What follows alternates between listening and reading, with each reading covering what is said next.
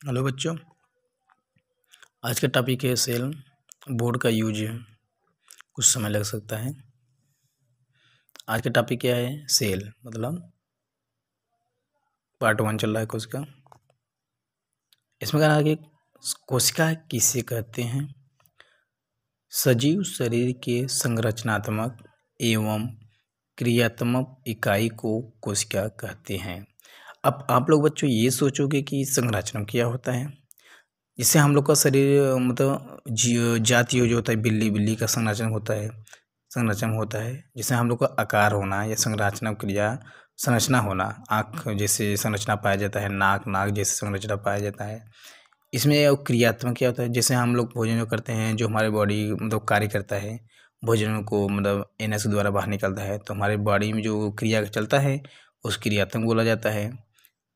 और कुछ बोला जाए कि कोशिका का खोज किस वैज्ञानिक ने किया था, तो कोशिका का खोज रॉबर्ट हुक ने सन 1665 ईस्वी में किया था।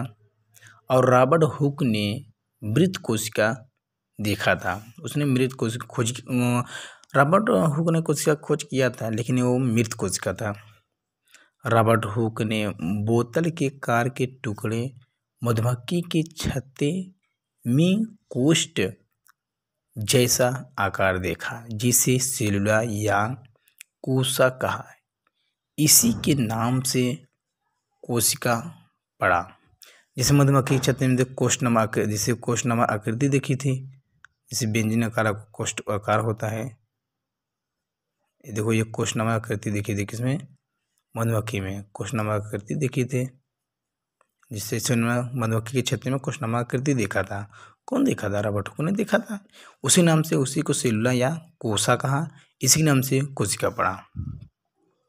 और जीवित कोशिका को खोज एंटोन वान लीeuwenhoek ने सन 1674 ईस्वी में किया था। और कोशिका का सिद्धांत दो वैज्ञानिक दिए थे, एक स्लाइडन एक स्वान वैज्ञानिक ने दिया था। उसके बाद आए मतलब हमारे सबसे छोटी कोशिका किसे कहते हैं? सबसे छोटी कोशिका प्लाज्मा को सबसे छोटी कोशिका कहा जाता है बच्चों। और बोला जाए कि सबसे बड़ी कोशिका शुतुरमुर्ग का अंडा होता है। और मानव में सबसे छोटा कोशिका क्या होता है? स्पर्म होता है। क्या है? स्पर्म होता है। और मानव में सबसे बड़ा कोशिका अंडाणु होता है। क्या? अंडाणु होता है। मानव की लंबी क्या होता है? मानव की सबसे लंबी कोशिका क्या बोला जाता है? न्यूरॉन। क्या? न्यूरॉन बोला जाता है। उस कोशिका में सबसे तेज विभाजन होने वाला लीवर होता है। बच्चों कुछ बात यहाँ बताना चाहता हूँ, जिससे कोशिका से हमारे शरीर का संरचना कैसे बनता है। जिससे एक एग्जाम्पल लेते हैं, जिससे हो गया ईंट हो गया। ईंट जानते हो आप लोग? ईंट जो घर का नींव डाला जाता है, ईंट हो गया। ईंट को हम जोड़ते हैं तो एक दीवार बन जाता है। अगर दीवार बन जाता है, दीवार को एक कमरा कहा जाता है। कमरा को मैं सजा देता हूँ तो एक घर कहलाता है। उसी प्रकार से जब कोशिका छोटे छोटे इकाई मिलकर कोशिका निर्माण करते हैं, और कोशिका छोटे छोटे कोशिका मिलकर क्या बनते हैं? उत्तक बनते हैं। और उत्तक का समूह मिलकर क्या बनता है? अंग। और अंग का समूह मिलकर क्या बनते हैं? शरीर बनता है, मतलब बॉडी बनता है।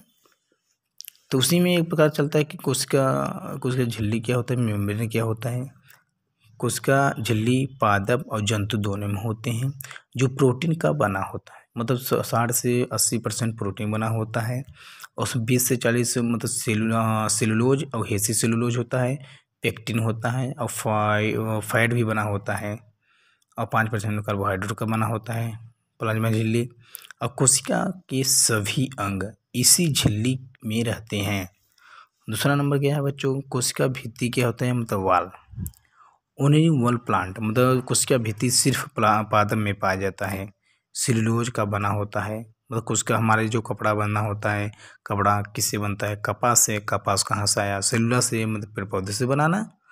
मेरे कपड़ा काटन जो कपड़ा होता है कपास से बना। जो सुरक्षा और आकार प्रदान करता है, कौन? कोशिका भित्ति। कोशिका भित्ति जो होता है केवल पादप में पाया जाता है, ये सेलुलोज का बना होता है, और यह सुरक्षा और आकार देता है। थैंक यू बच्चों।